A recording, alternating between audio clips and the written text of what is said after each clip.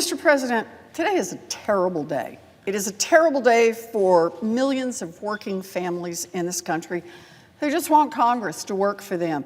It is a terrible day for people who just want to get on with their lives and not have Congress cost them even more money. It is a terrible day for millions of hardworking people, but it is a great day for giant multinational corporations and billionaires who fund Republican campaigns across this country. Today is their day. Every fundraiser, every fat check from a billionaire, and every champagne and caviar party has been about getting to this day, the day when the politicians that they put in charge of Washington would pay them back with a $1.5 trillion giveaway.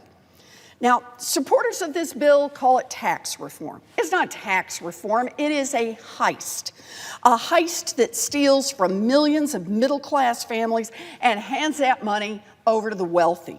A heist that will hurt Medicare and Social Security and reduce health care coverage by 13 million people in order to hand over money to giant corporations that are already rolling in profits.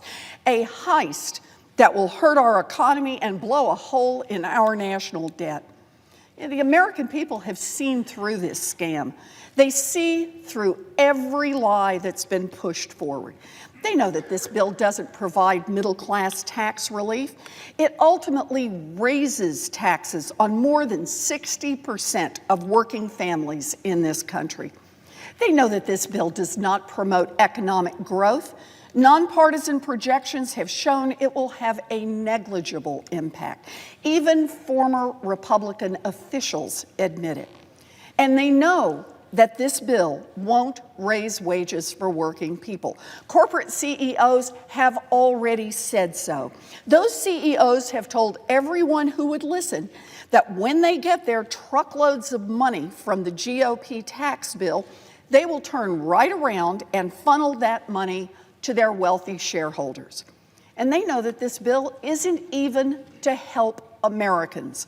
A third of those shareholders who will get truckloads of money from the GOP bill don't even live in the United States. Over the last month and a half, we've all watched as one Republican senator after another has cast aside every single one of their supposed principles to get behind this monstrosity of a bill.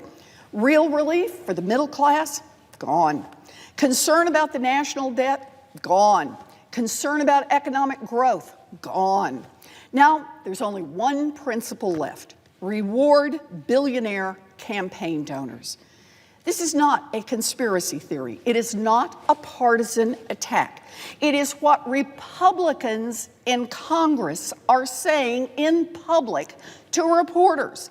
As one of my Republican colleagues said in a moment of honesty, if they don't pass this tax giveaway bill, financial contributions will stop. And a Republican House member said big donors told him to pass the tax bill or don't ever call them again. Let's call this out for what it is. It's government for sale. And that's how you end up with a $1.5 trillion tax giveaway to corporations at a time of record corporate profits.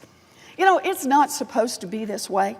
Congress is elected by the people. It is supposed to represent their interests, not those of the people and companies rich enough to fund campaigns. And boy, is there a lot of work for us to do. Over the last 30 years, corporate profits have skyrocketed, while wages for working people have stayed flat. But even though corporations, not families, have been getting richer and richer, Congress has forced families to pick up more and more of the cost of our military, our roads and bridges, and our schools. Corporations used to pay about 30% of the cost of running the government.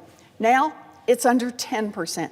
But today, the politicians who run Congress will slash corporate taxes even more and shift even more of the burden onto working families. Working people will pay more so that giant corporations can pay less.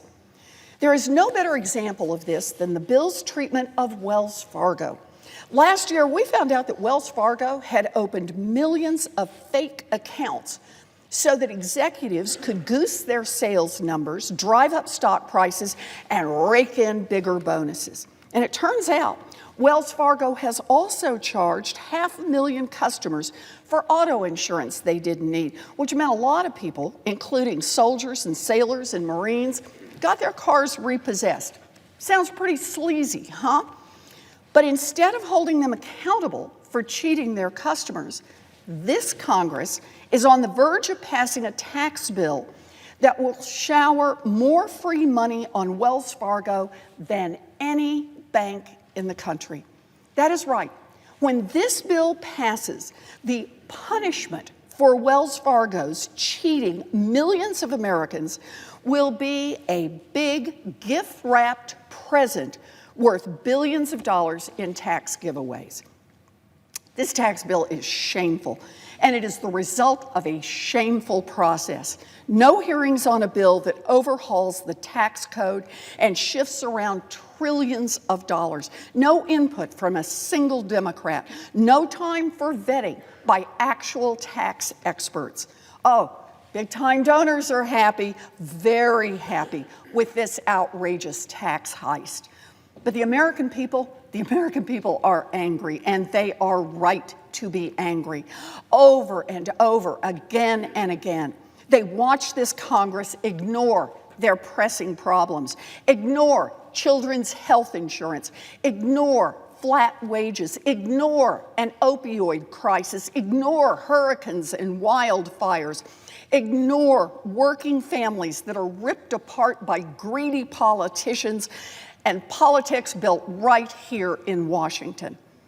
Over and over, again and again, they watch instead as Washington jumps to do more favors for billionaires, more favors for giant companies, and more favors for campaign donors.